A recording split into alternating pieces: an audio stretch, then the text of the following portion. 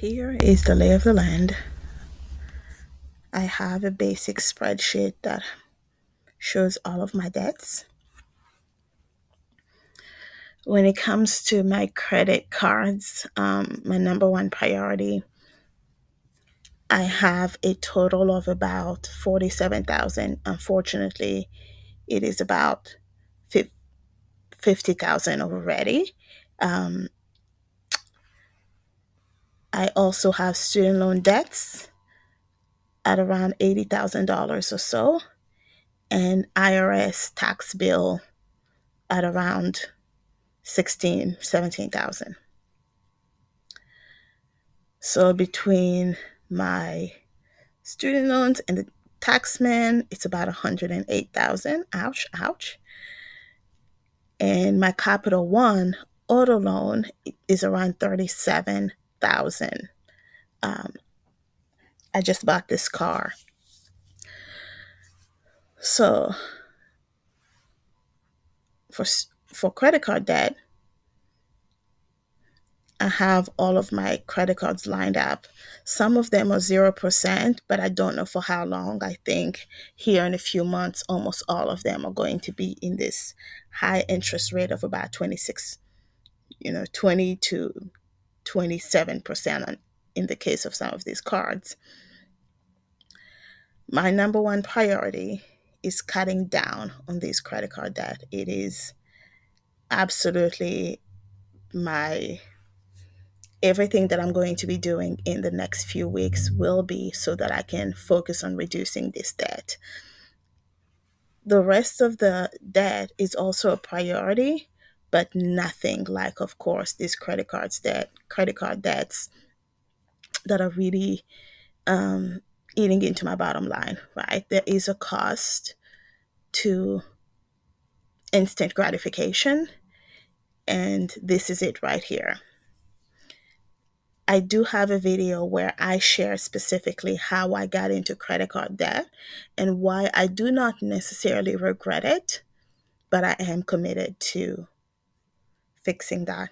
And I apologize for my scrapey voice. It's a little early in the morning here, and I just wanted to get this video out of the way. So, my plan is to, of course, pay all of this down, then pay down the tax bill,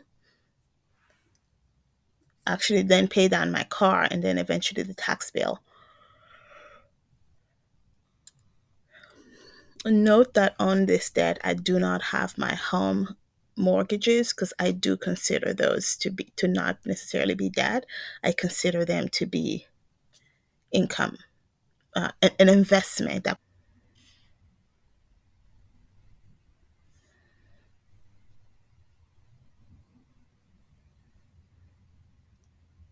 So here's the lay of the land of how I got to this large credit card debt.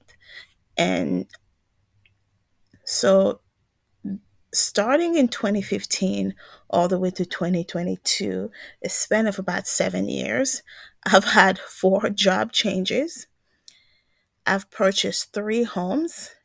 I've gotten two master's degrees. I've started and completed two master's degrees. And I've also moved into three different states.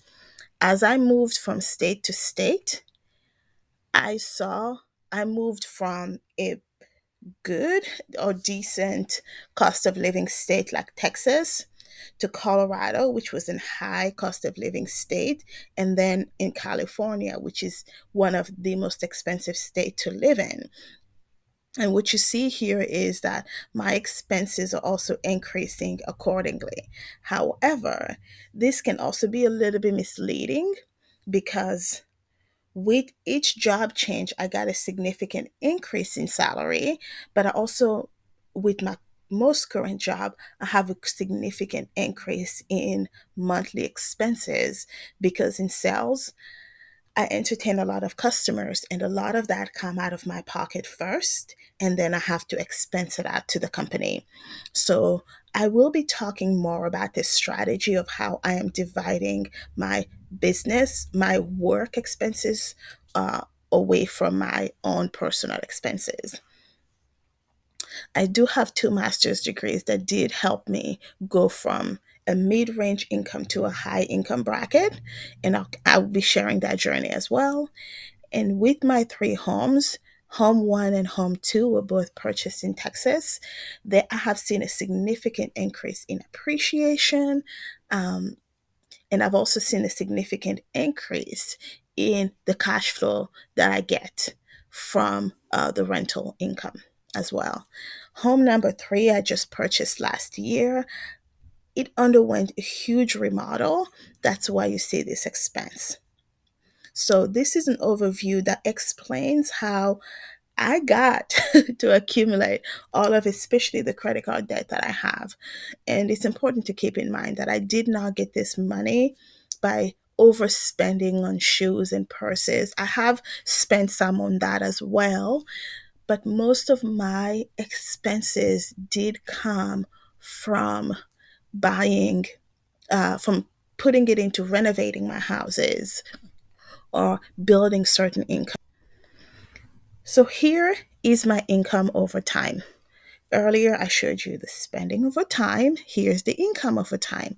As you can see, my income is also increasing significantly from here around 2015, 2016, when I had a very low income. And as I get home number two, here there's a high peak. That's because my parents lended me the down payment. The money that you see there is the money for the down payment that I eventually used to put money that I used to put as a down payment for my second home. And eventually, I start to see more increase in income, and this increase in income seems very volatile and inconsistent. And that's because I had an Airbnb. I started getting rental income for the first time around 2019, and it was great. What is not reflected on this particular chart was my savings account. Somewhere around 2020 here, I started consolidating all of my expenses. So what you see here from around October to now is a true reflection of all of my saving, all of my banking accounts and credit cards and etc. So after job change number three, my income is significantly higher than it's ever been. Um, so over here, some of this reflects some of bonuses I received. Some of it reflects cash chunks of income from tenants who weren't paying before. That's why I have these really huge peaks. Now, I wanted to show you this particular image, right? It puts side by side my income and my spending over time. It makes sense. As we make more money, unfortunately, our expenses also increases, right? So I'm making here my income is increasing, but so are my expenses. And it's the interesting reality of life. Do I regret some of the credit card debts that I have? I would much rather get rid of it now that I'm kind of finished everything. I recently finished my master's degree, and I'm putting all of my energy now into developing those good, healthy habits because they cannot continue. I cannot continue to be putting money into credit cards if I'm going to be serious about building wealth in the future. It's just not possible. I do want to learn how to play credit card arbitrage. I want to learn how to use velocity banking to pay down my credit cards, but I will not continue to accumulate credit card debt. Now, let me take you to my main screen so I can show you the various spending categories over time. So here is a lay of my spending over time. This is the chart that we were looking at earlier on my Mint platform. I wanted to bring you here because I do want to show you how I trend per category.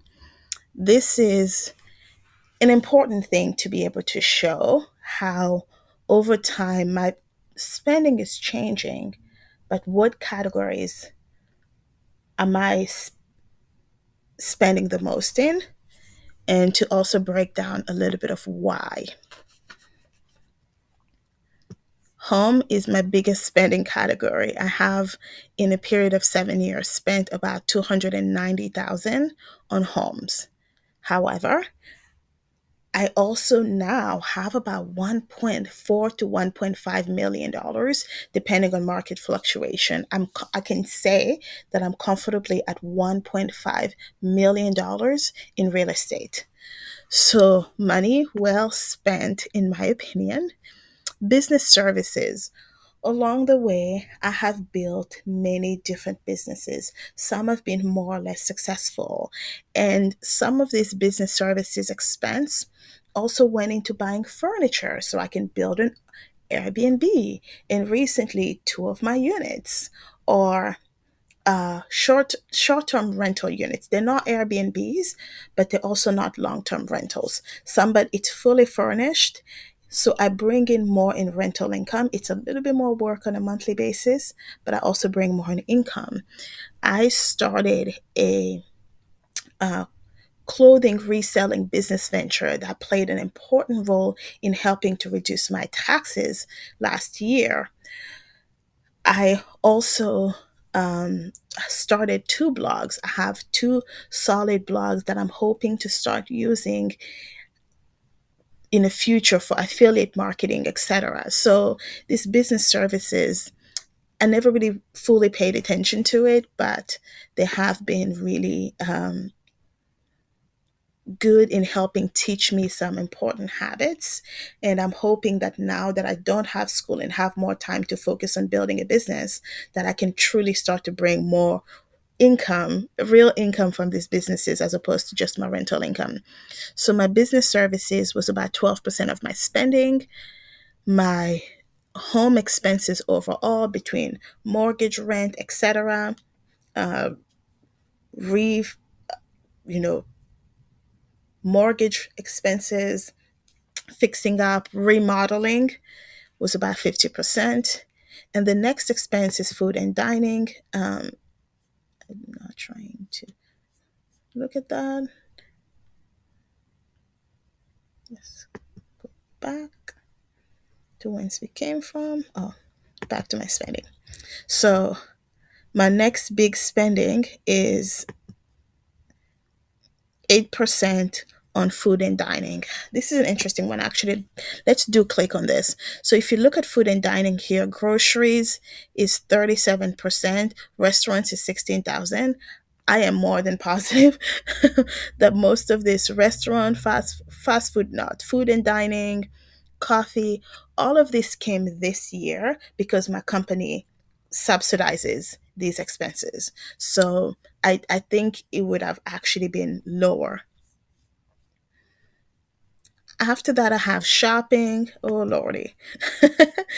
Shopping here includes clothing. I did spend quite a lot of money this year on clothing because of this new job. I used to have a job in the lab. Now I have a forward facing role where I'm constantly in front of a customer. So I wanted to invest in some good clothing. I will be having another video just on the importance of being kind of smart, having a capsule wardrobe on clothing, because a lot of the clothes I purchased, I'm not even wearing, honestly. Um, so books, a lot of this is Audible expenses, I'm sure. Yeah, Audible. Wow. Yep. I am big on books, so I would actually be cutting back on my Audible. Hobbies, $122. One transaction on hobby. What is that? Oh, yeah, we went to a gun range in 2016. So that's my shopping, a little overview of my shopping in the past. And by the way, this is for the past 7 years. This is not just 1 year. This is for the past 7 years. And I spend a small amount on education. 22,000. Yeah, this is about this makes sense for education. Fees and charges. Oh, yes, this is an important one. I have spent $23,000. So here, credit card interest, finance charges, fees, $14,000 in credit card charges, 5,000 in finance charges. So I think it just depends on how some of my credit card fees and interest rates are coded. But in my opinion, $23,000 over a period of 7 years as an expense so that I can build a $1.5 million in real estate income. I think that's a fair trade off because that comes to about 25, let's assume that it's 25 over, that comes to about a 16% penalty for me to have those. I think it's a good trade off. This doesn't mean that I'm justifying it or won't work really hard to pay it off, but in my opinion, it's a decent trade off. So then I have a little bit spent on personal care. Only 2% of my spending has gone towards gifts. Bills and utilities have been 3% of my expenses. I do keep my personal living expenses really low. I'm hoping to change that in the future. Auto and transport is 3%. And most of that I am positive came from renting cars this past year. I've spent a lot on $1,600 on Ubering and about $1,700, actually more than that, I'm positive, on car rentals this year. So I might have to double check some of these categories. Um, so yeah, and then there's a section that says other, where there's one spending on other. What's that? Um, Movies, entertainment. So here are all of these expenses categorized. Personal care 5,000, entertainment 1,900. I really don't spend a whole lot on entertainment. Financial here, that is technically my FICO. I've been consistently paying for my FICO for the past 2 years because I was monitoring my credit score so I can buy a house. I have now temporarily canceled it until I can get all of my credit cards in order. Um, Health and fitness 7,000, gifts and donation 9,000. So that is the lay of my spending over time. It's it's an eye opener. It's good for me to analyze this and feel a little bit better about my expenses. This is not a good representation. Peak asset is 1.4 million because it tracks how much each one of my properties are each worth. Um, One of my home is worth, I do not think Zillow does a good job representing what I know my properties are worth. But 1.44 million is a number that I'm okay with. But I do believe that I'm closer to that $1.5 million. So this is my overall net worth. Now, let's make one thing clear. I shouldn't call this my overall. This is what my assets are worth. My net worth is nowhere near this because I still carry a whole lot of debt in each one of these properties. I'm simply trying to make this point to you. It's important that you analyze your finances not by a one snapshot, that you take a comprehensive view of, okay, I have credit card debts, but why? Not just how did I get here, but why did I get here? And are those whys once analyzed smart? I say personally that I am not happy with my debt, but I do not for a second regret it. at all. And I do not subscribe to the notion that I have to pay down every little bit of debt before I start investing. I do not believe that at all.